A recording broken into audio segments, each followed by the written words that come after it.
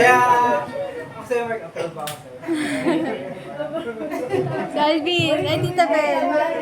Sige na mo, wala pa kasama. Hindi, wala kasama na.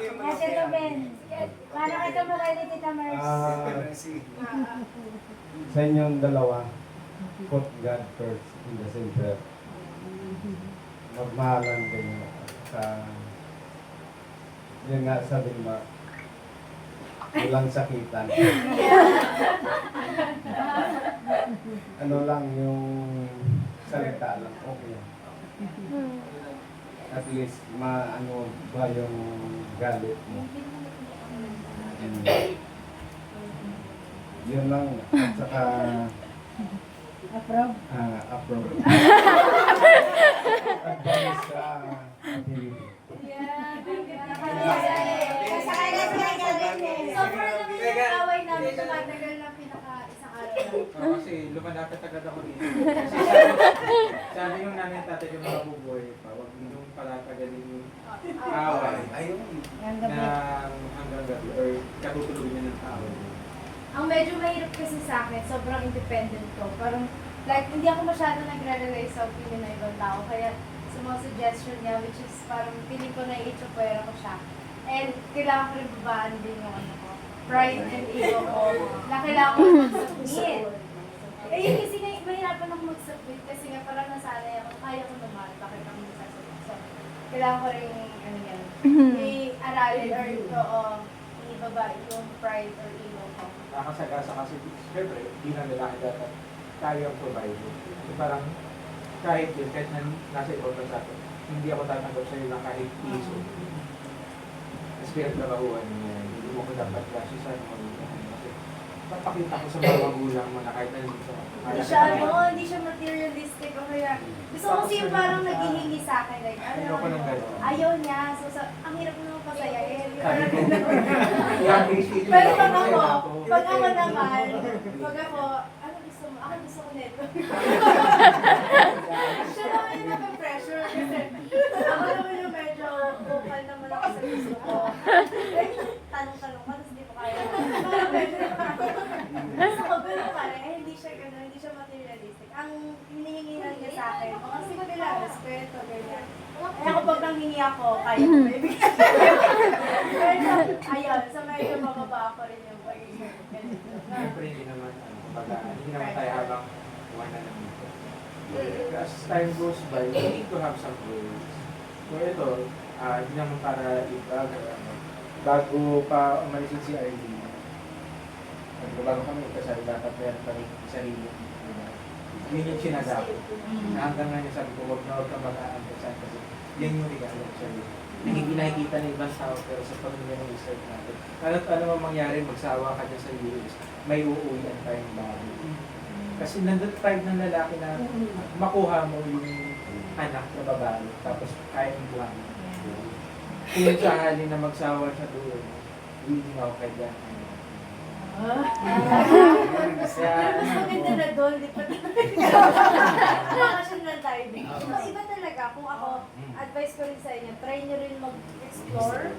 Kasi sobrang laki ng mundo and ang dami pang talagang opportunity. Dito sa Pinas, medyo mahirap talaga. And pag nakalabas na kayo, parang mas gustuin nyo pang talagang mag-stay dun or mag-explore pa. Yung friend ko, diba nag-US siya, nagtatry siya ngayon mag-Europe. Sabi niya nag-try din siya para at least, di ko, kumbaga parang explore mo lang hanggang kaya pa, ganyan. Kasi sobrang, ang dami rin talagang, kumbaga, pag nandun ka na sa ibang bansa, makikita mo yung difference ng sa Pinas at saka sa ano, na parang, ay, kaya pa i-provide ng government ko, bakit sa Pinas hindi. Hindi naman sa inaano, pero ayun lang, suggest ko, try nyo rin na explore, expand your horizon for at least. Angel, expand na. So, habang bata pa, Chel. Kasi makikita mo na ang dami pa talaga.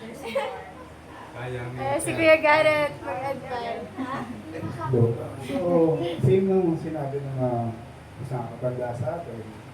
So, put first God in the center of yung dalawa.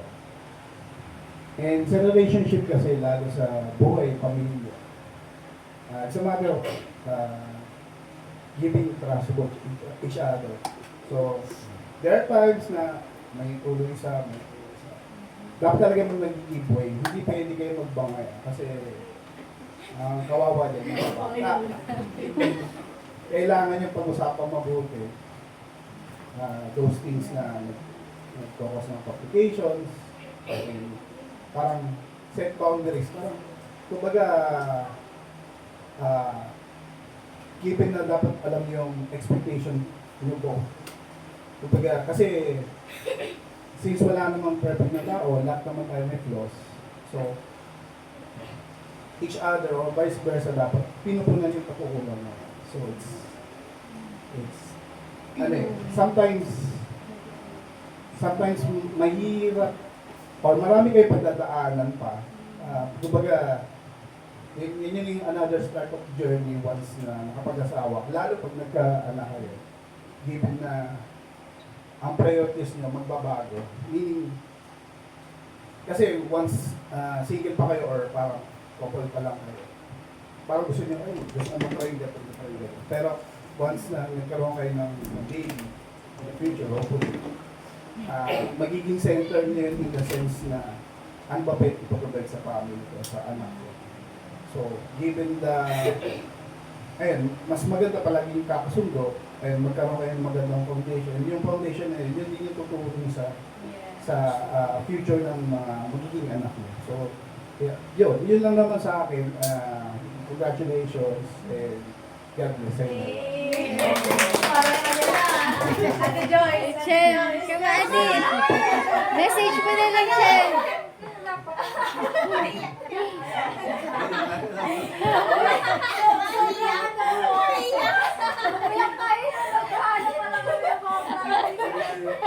Sobrang ano ko kay ate, siya talaga yung Very hands-on yan.